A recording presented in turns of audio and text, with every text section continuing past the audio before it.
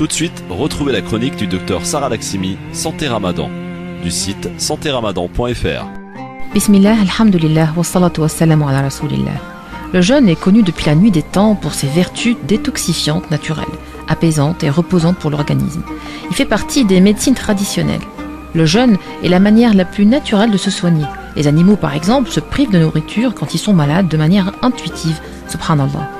Les autres organes du corps se mettent au repos et permettent à l'organisme de se concentrer sur l'organe malade. Quelle est la physiologie du jeûne ? Analysons ce qui se passe dans notre corps quand on jeûne. Le corps est habitué à recevoir des nutriments à certaines heures. Qui dit nourriture, dit énergie dont le corps a besoin pour fonctionner. Quand rien n'arrive, le corps va s'adapter et se servir dans les réserves. Ce sont d'abord les réserves rapidement disponibles qui seront sollicitées.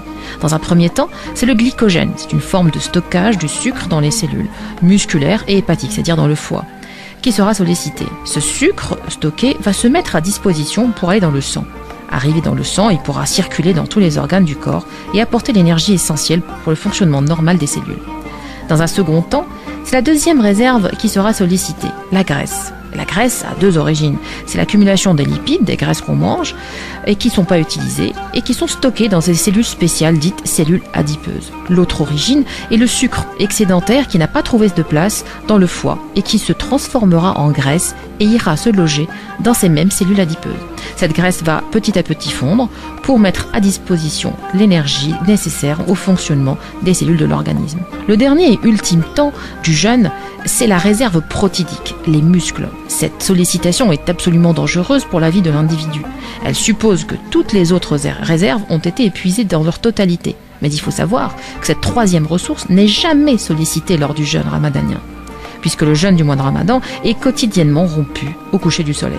Le corps n'a pas le temps d'être en pénurie d'énergie pour s'attaquer aux protéines. À la rupture du jeûne, il conviendra de se nourrir de manière équilibrée et de se réhydrater. Il faut savoir qu'il existe plusieurs types de jeûne. Le jeûne dit thérapeutique ou hygiénique. C'est un jeûne non-stop qui peut durer de 24 heures à quelques semaines, voire des mois, avec adjonction d'eau. C'est un jeûne qui requiert impérativement un suivi médical rapproché, car le jeûneur peut basculer dans la dénutrition s'il pratique ce jeûne de façon isolée et sauvage. L'objectif de ce jeûne est l'élimination des toxines, la mise au repos du corps et la perte des kilos superflus. Il est actuellement très en vogue. C'est un jeûne très difficile et qui requiert une préparation psychologique et physique conséquente. Un autre type de jeûne existe, le jeûne politique. La grève de la faim en est l'incarnation parfaite. Pour défendre ou attirer l'attention sur une cause donnée, ce jeûne est particulièrement dangereux.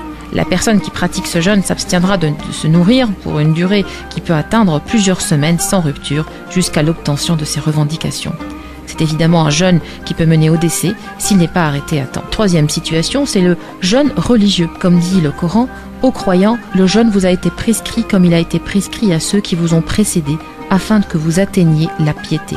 Comme l'indique la sourate, le jeûne a été prescrit aux croyants juifs et chrétiens avant les musulmans, par le savant exalté soit-il.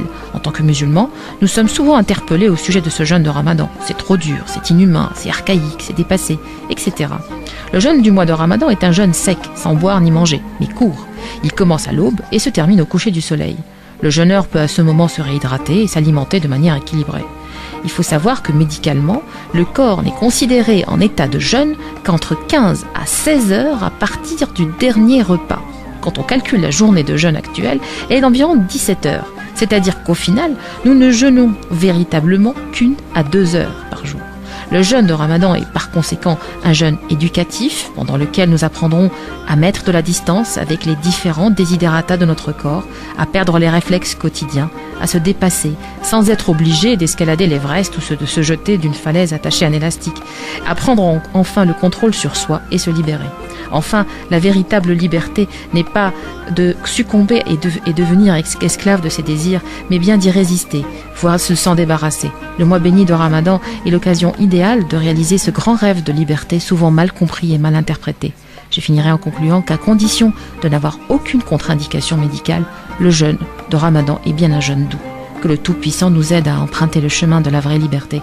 Wassalamu alaikum wa rahmatullahi ta'ala wa barakatuh. C'était la chronique Santé Ramadan du docteur Sarah Laksimi, une chronique que vous pouvez réécouter sur le site www.francemaghreb2.fr.